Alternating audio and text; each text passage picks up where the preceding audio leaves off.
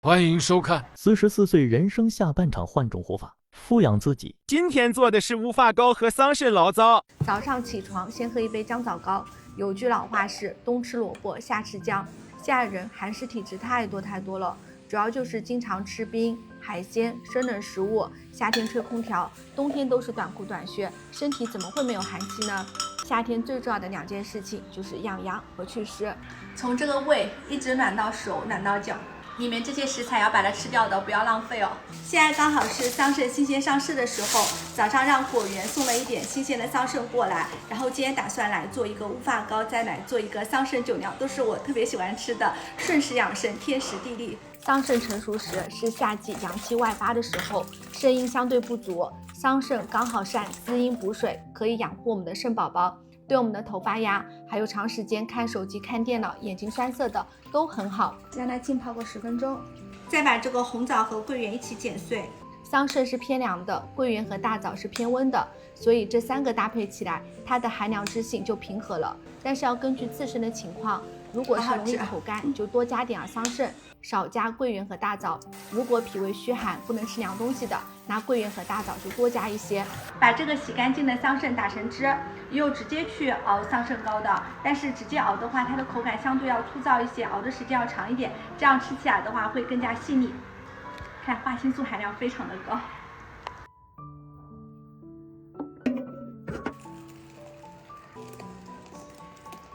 再放入这个红枣、桂圆干，去熬煮啦。先用大火把它煮开，然后再改成小火，慢慢的去熬它。把装桑葚糕的瓶子用热水煮一下，高温消毒，熬的这种粘稠的状态就可以了。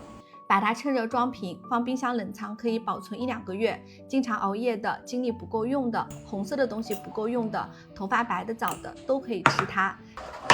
等下来做桑葚醪糟，先把早饭给吃了，给自己泡一杯8珍粉。今天吃山药红糖馒头，还有藜麦馒头。先吃一个9蒸9晒的黑芝麻丸儿。我觉得40岁以后真的明显精力不够用，再走下坡路。所以我现在就是特别重视要多吃黑色的食物。刚刚熬的桑葚糕，你可以把它当果酱一样去吃啊，就涂在这个馒头上面，很好吃的。吃完饭来做桑葚醪糟，先把这个桑葚后面的这个杆子给剪掉。这个糯米把它提前泡发，泡发到这个手一捻，能把它碾开的这种程度就差不多了。我把糯米倒进去，开始蒸糯米饭，然后戳几个洞。这个糯米差不多是蒸30分钟，最后10分钟的时候把桑葚放上去一起蒸。那边在蒸糯米饭，我先把这个黄金桑葚茶先把它煮起来，先放1块9蒸9晒的黄金。为了防止滋润过度啊，所以我会放1片老陈皮进去，把它们一起煮。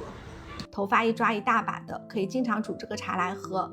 今天太阳特别好，全副武装到院子里面晒个厚被，晒完被有一点微微的出汗，黄金桑葚茶补充津液也是非常好的。从外面晒完太阳回来，刚好来喝这个茶，很好喝的，有那种陈皮的香气，然后还有一点点淡淡的甜味。再把这个桑葚铺上去，和这个糯米饭在一起蒸个10分钟。把一会儿要和糯米饭接触的碗啊、筷子啊，用热水把它烫一烫。桑葚和糯米饭就蒸好啦。